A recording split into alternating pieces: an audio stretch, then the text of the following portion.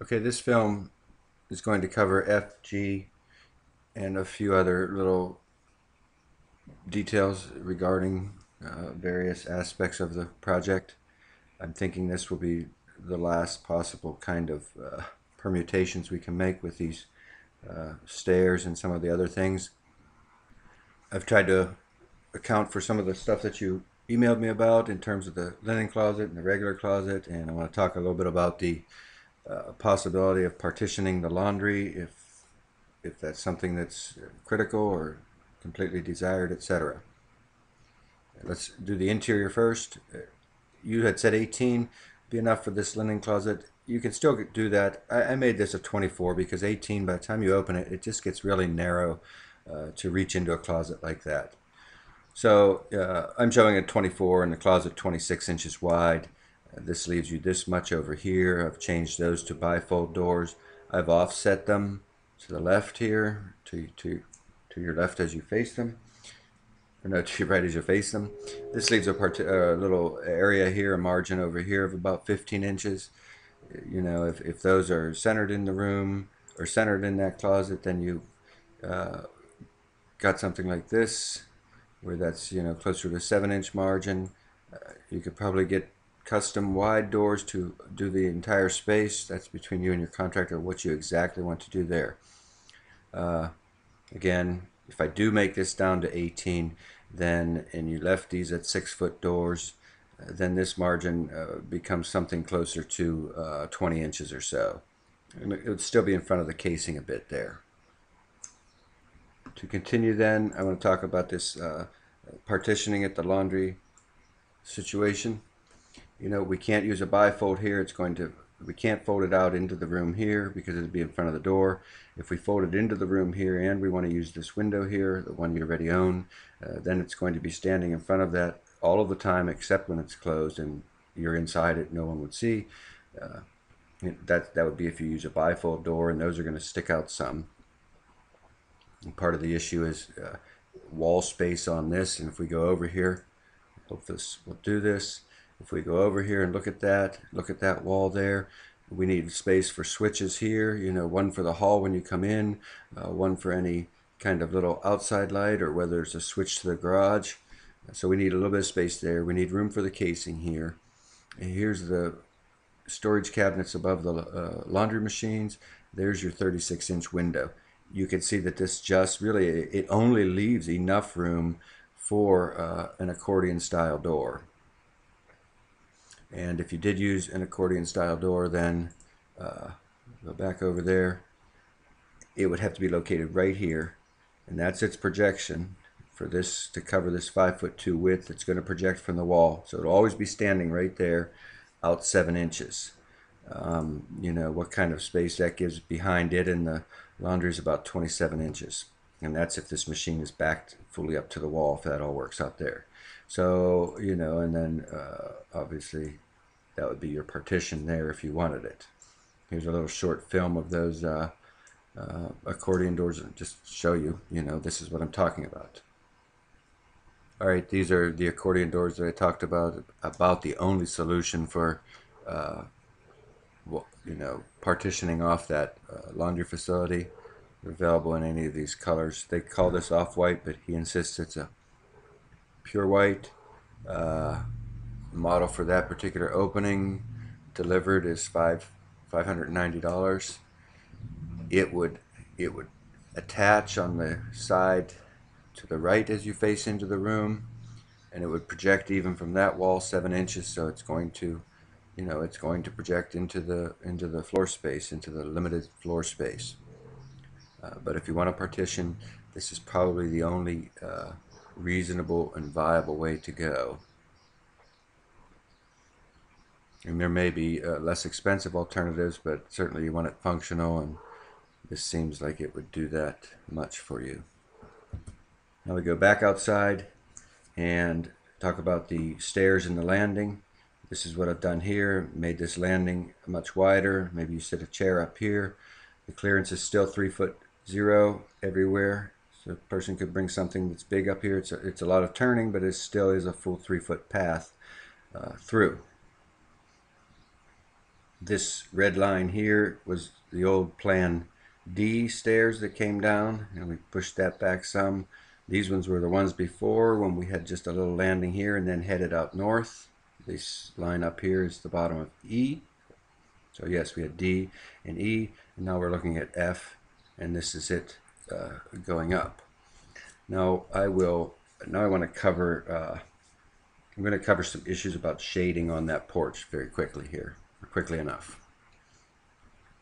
All right, so now if we actually have created a big enough landing for a person to sit on and keep an eye on that pool, we have issues of keeping that shaded or under cover. And I want to just show you these are actual set up according to your latitude and so forth. They don't account for any trees that might provide shade. But here is the look at it at 10 a.m. and we'll step through this, and you just keep an eyeball on how the shading develops here. You know, this is south here, so south is going to be constant. The sun's constantly coming this way.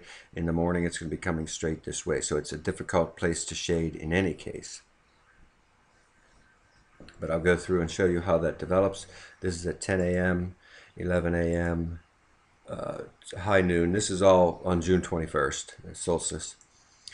And finally, by 1 o'clock, it begins to develop some shade, but you really don't get into shade until 2 p.m. You can see the shade creeping in here.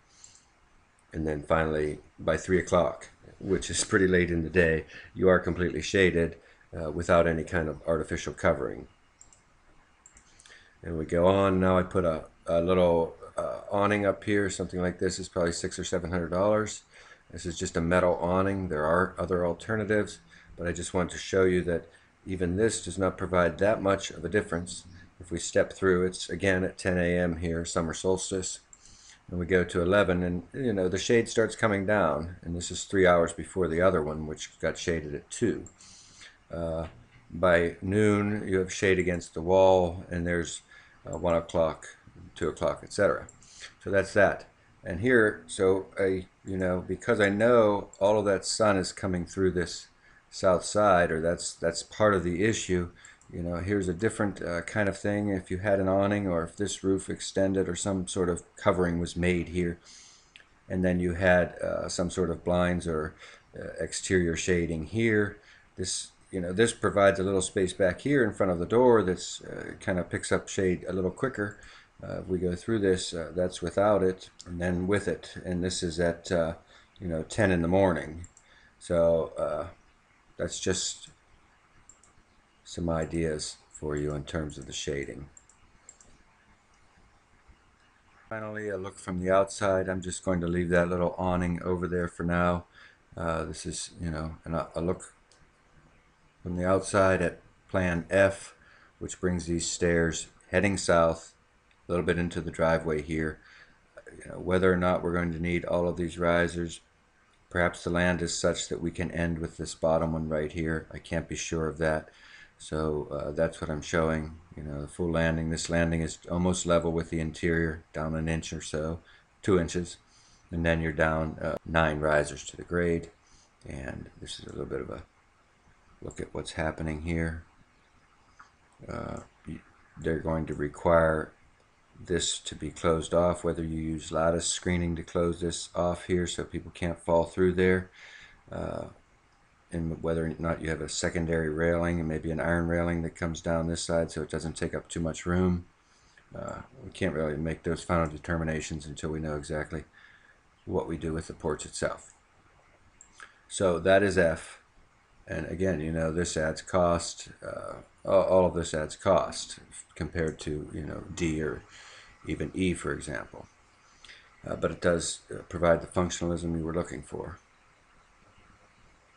So that's F. I did make, because it occurred to me, I can get this stair completely off of here and leave this landing. So I want to show you what I hope is the final arrangement for these stairs and getting to grade. And this is what I'm hoping is the final look at all the various ways to get our porch to grade, from the porch down to grade. This is just like F in terms of the landing here. Nothing changes on the interior. The only thing that happens is I get the stairs completely off the driveway. Stepping back, and I know this is getting long and confusing, but stepping back, this was the old D, which was leaping up toward the garage. Then we had E that headed where the stairs ended up north, and you're going to have to walk all the way over there to get up them. This was the one we just recently looked at just a moment ago, which was F, where the stairs headed south straight to the driveway. They still are probably going to be on that driveway a little bit.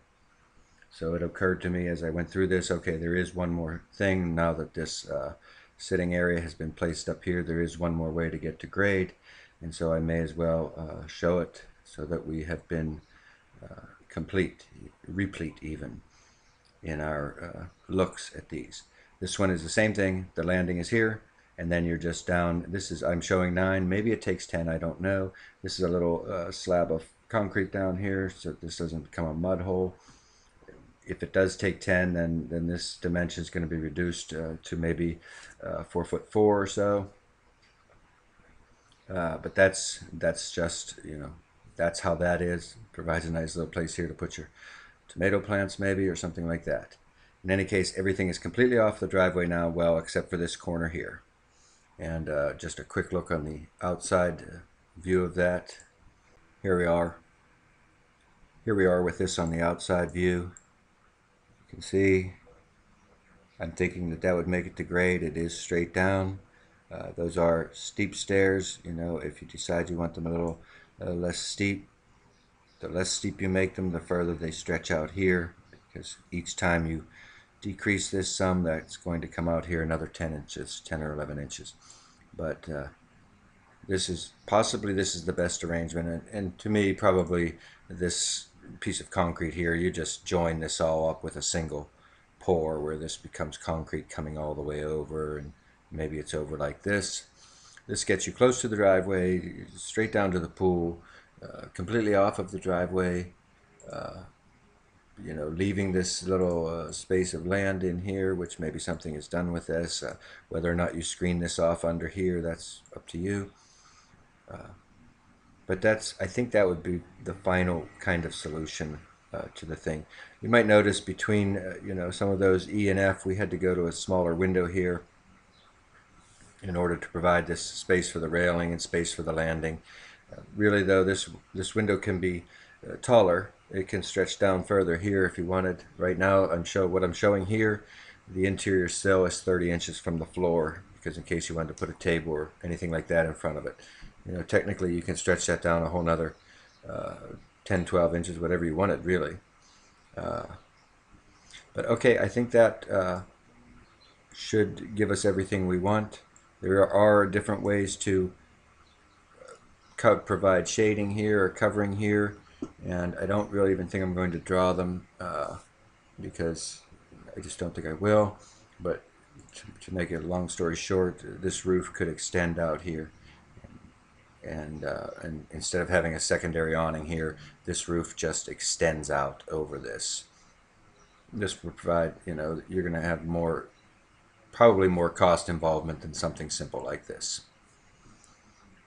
Actually, yes, went ahead and did it. This is with the extension of the regular roof. This is the maximum I can come down here and still provide a reasonable overhang and not get into your code required headroom clearance coming down the stairs. I'm showing it here at high noon, and you can see, I'll show you briefly how that compares to the other roof coverings at high noon on summer solstice. Would require downspout here to pick up this here. Quick rotation around.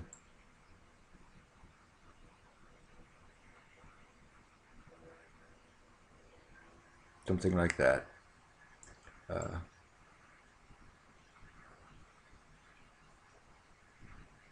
Maybe that's even less expensive to do than the little metal awning over. Certainly it's less complicated looking,